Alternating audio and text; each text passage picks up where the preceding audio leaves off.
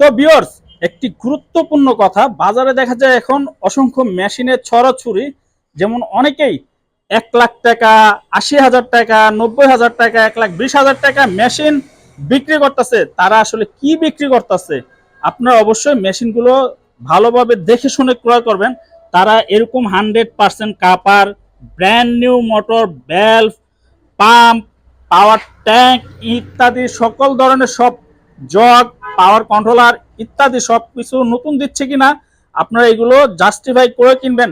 আর এখন হচ্ছে সবচেয়ে মূল্যবান একটি গুরুত্বপূর্ণ কথা, সেটা হচ্ছে ভাই এই ডাইস, আপনার ডাইসের শেপ যদি অ্যাকুরেট না থাকে আপনি কিন্তু নিমিষে মেশিন কিনে একটি বড় ধরনের ধাক্কা খেতে পারেন।